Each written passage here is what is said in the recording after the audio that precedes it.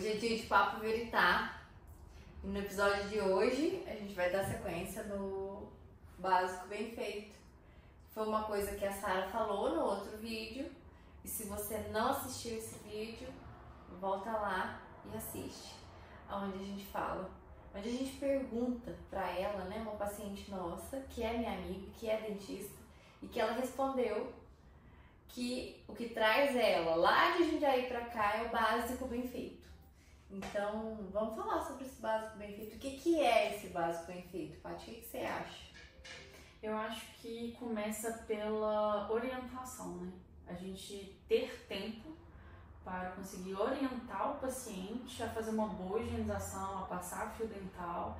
E aí sim ele começa a entender, às vezes adulto, às vezes já até idoso, começa a entender como realmente tem que ser.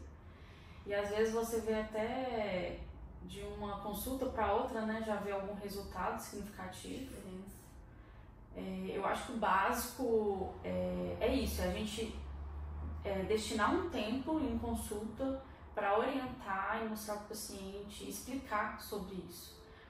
Porque não é todo lugar que tem esse tempo nem para falar um bom dia, né? Então eu acho que esse é o principal, além do, no caso como a Sara é dentista, tenho certeza que quando ela falou o básico bem feito, ela fala tanto disso, que acaba sendo um preventivo, quanto de procedimentos, porque ela também tem conhecimento dessa área, né? Tem então, peso, né? Ela falar o básico bem feito.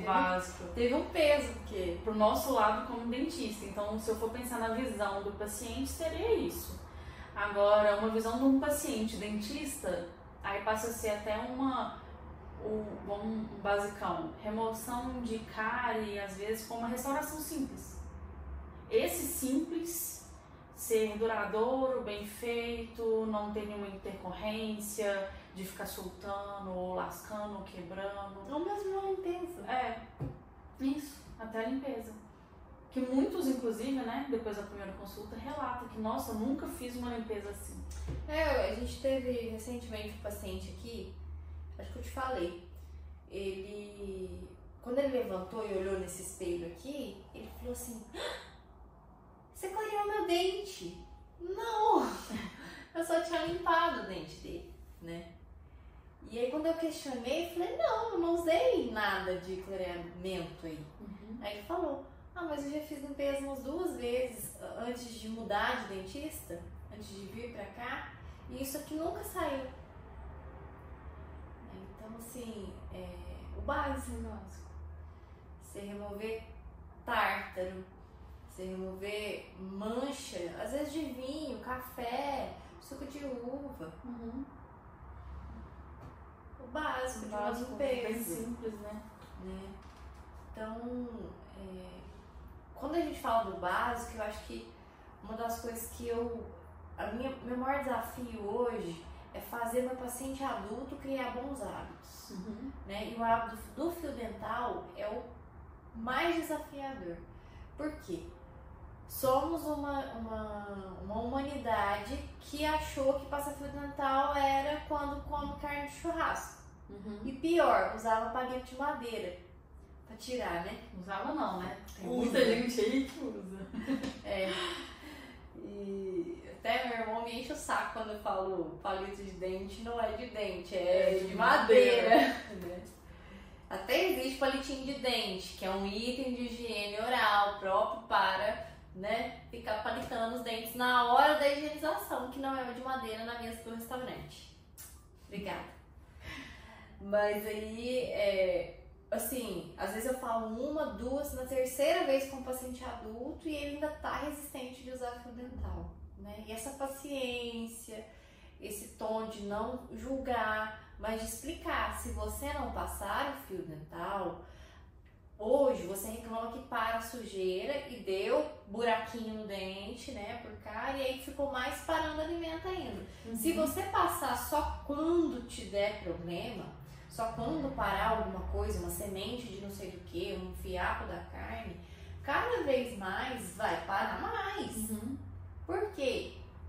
Nessa área, gente, é onde fica um dente e outro, que a gente chama de área de ponto de contato, abaixo ali, da onde o fio dental faz o TEC, é uma área que tem gengiva, né, a papila, que é um triângulo assim, e tem o osso.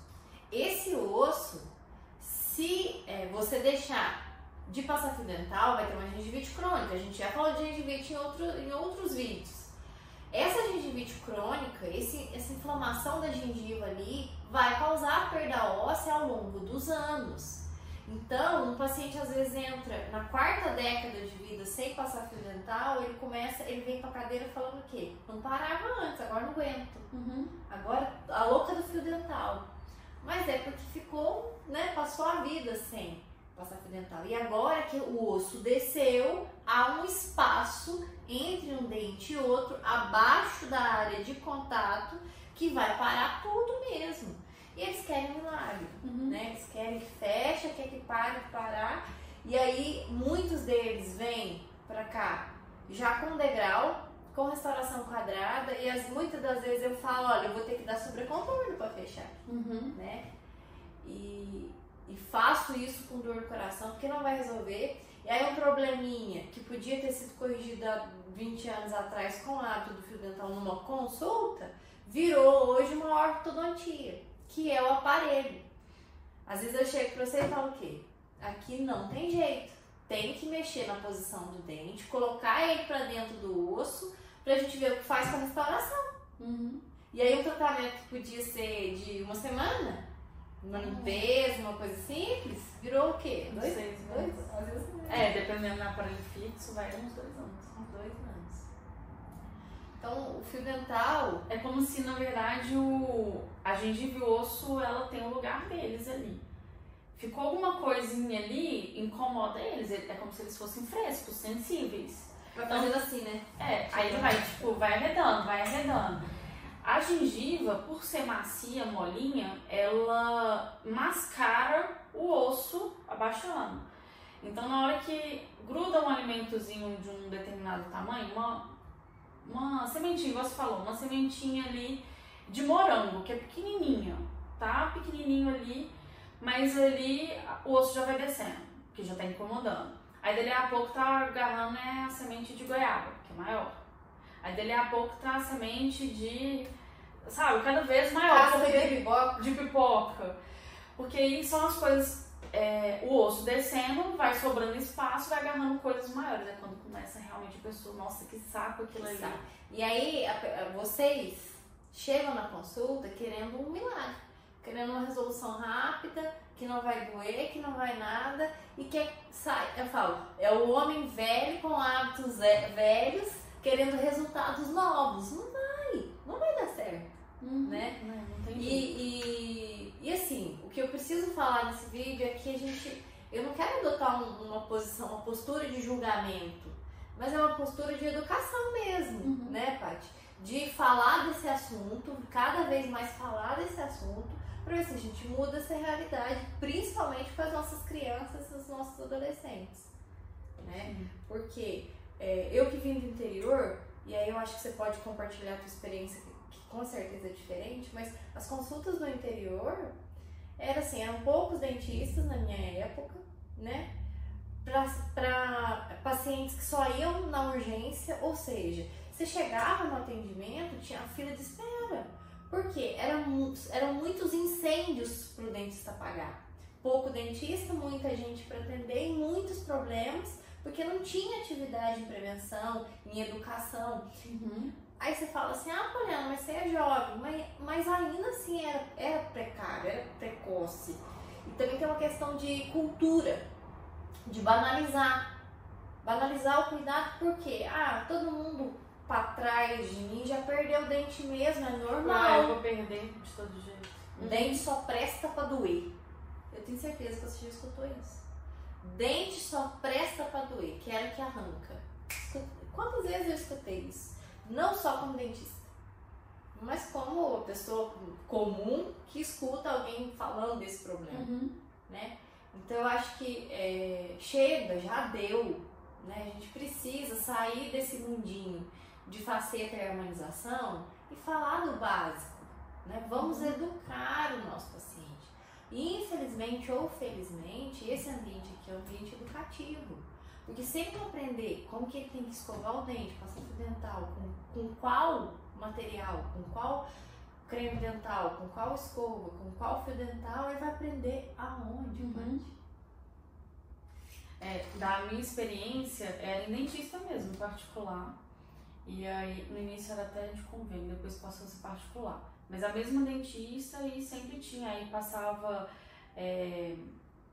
o rosinha para poder evidenciador de placa, para poder evidenciar ali a placa. Aí você vai vendo, olha como você tem que escovar, agora tira toda essa rosinha. Então tinha isso toda vez que ia no dentista, colocava a gente na frente do espelho, eu e minha irmã, para poder escova e ó, você tem que tirar esse rosinha. Mas depois ia pra cadeira e fazer a limpeza, ela fazendo, né? Mas antes disso era o rosinha na boca. E aplicava flúor em consultório. Agora, em escola mesmo, mas eu estudei em escola particular, não tinha essa... Não tinha nada. Estudei em escola pública e orientação de escovação supervisionada foi dada na escola, em ambiente consultório. O meu dentista não dava conta, era um paciente atrás do outro. Não dá. Ele nunca me ensinou a passar um fio dental dentro do consultório dele, porque nunca que a gente ia lá e tava vazio. Era sempre aquela confusão de gente e muitas vezes o povo nem esperava. Volta outro dia, sabe? Que é coisa bem do interior. E a gente recebia gel fluoretado na escola, né? Isso era uma lei de escola pública.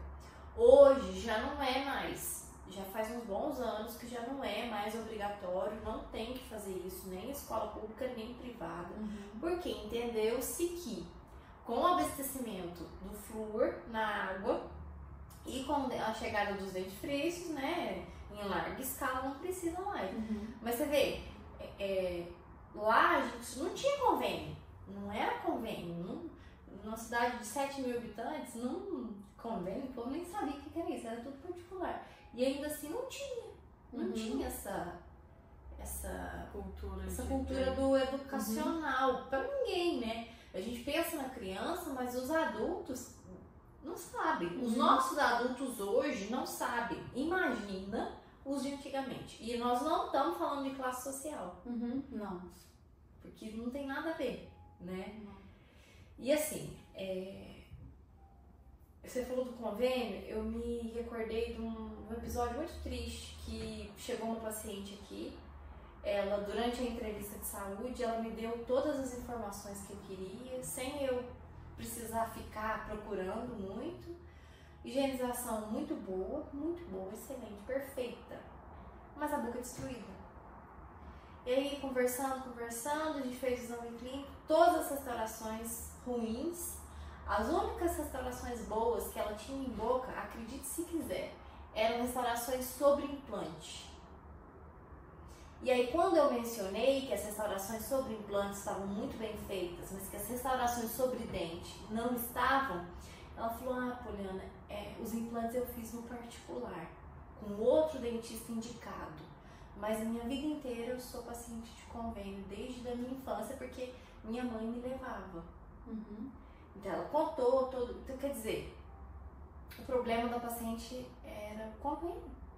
Porque ela sabia, ela contou que eles ensinavam no comecinho, quando ela era criança, ensinaram a escovar o dente, ensinaram a passar fio dental, ela sabe tudo.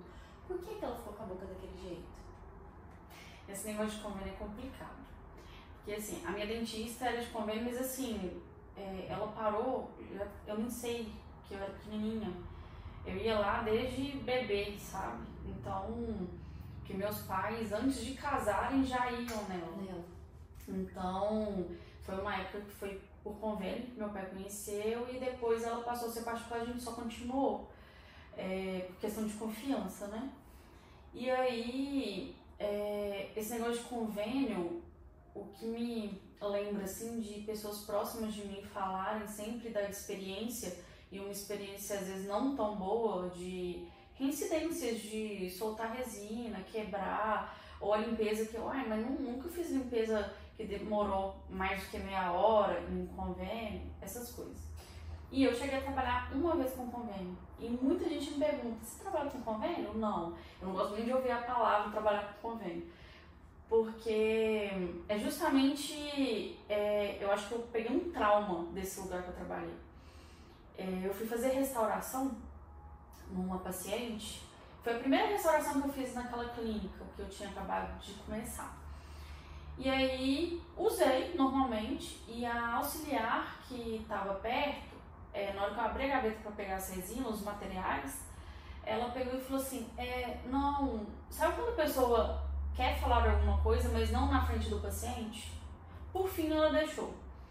No final, ela não falou mais nada. Aí no final eu peguei e perguntei pra ela, falei, mas o que você queria falar aquela hora? Eu não entendi. Ela, não, porque você abriu a gaveta errada. Eu falei, mas como assim abriu a gaveta errada? Ela, não, é porque essas resinas aí é pra quem paga no particular. Quem faz pelo convênio é a outra gaveta, uns materiais inferiores. Tipo, que se você for contabilizar pra ter os dois, era melhor ele ter um de boa qualidade e servir pra todo mundo. Entendeu? Uns materiais assim muito ruins, você vê que às vezes outros profissionais passaram por ali e deixavam a tampa aberta, então resina ressecada, sabe? É porque tem que fazer depressa, correndo pra dar volume, pra ganhar dinheiro. Porque convênio paga não paga, né? A gente estudando gestão, a gente vê que não paga. É só fazer volume para as pessoas conhecerem você, conhecerem o seu lugar, o seu espaço. Mas na oportunidade que elas têm de pagar, elas vão para outro lugar, né? Que nem essa paciente. E aí você fala assim, aí no fim da consulta, sabe o que eu tive que falar para a mulher? Seu problema é convênio. Diagnóstico. Ter visitado dentista de convênio a vida inteira. Porque todas as restaurações vão feitas. E aí ela falava assim, toda vez que eu vou lá, que eu ia no dentista, eu sempre tenho alguma coisa pra fazer. Eu nunca faço só uma limpeza. Mas desse jeito aqui, lógico, porque não, tudo com sobrecontorno, com excesso, mal polido, garrando fio dental. Agora, se você for pegar esse montante todo do que ela for ter que fazer pra deixar a boca o mais saudável possível, qual que é o custo disso que podia ter sido diluída nesse tempo todo? E por conta de convênio, às vezes pagando mais barato, porque vai pagando mensalmente ali, promoção de convênio, sei lá como é que rola essas coisas. Aí a pessoa continua ali usando o convênio e acha que, não vou no particular não, porque é mais caro. Mas ela só vê aquilo no momento. Hoje eu pago tanto e só vou pagar aquela mensalidade do convênio, mais nada. E aquele ali, a restauração é tanto. Não vou pagar. Se você pensar bem, 3 décadas de convênio, o dinheiro investido lá, provavelmente daria pra fazer tratamento dela dos filhos dela, aqui, né? Então, é uma coisa que me doeu, porque a pessoa tá sempre no dentista preocupada em ter saúde e nunca tem, né? Então, porque não é uma deficiência ali, você vê que não é por culpa do paciente, né? É a culpa que tá ali por trás é o lucro profissional. O básico bem feito, desde a educação até as intervenções do básico, sabe? Depois que o conselho liberou para a nossa classe fazer a harmonização e depois que a adesão dos anos 2000 para cá chegou, até 95 para cá, que a adesão ficou algo mais comum na rotina, né, dos dentistas, essa questão da faceta, né, de colocar lente nos dentes, isso ganhou uma proporção que parece que as doenças de base sumiu. E quantas facetas, coroas coladas, a gente tirou uma semana passada. Quantas porcelanas coladas em dente, ferrando com o osso e a gengiva. Perdendo o osso ao longo do tempo. Tá bonita, a porcelana bonita, clarinha, lisa, né? Igualzinho o dente. Mas o osso e a gengiva indo embora. Então, eu acho que existem esses dois lados, desde a educação até o feijão com arroz de todo dia, bem feitinho. Né? Falamos muito. A gente se vê na próxima. Tchau.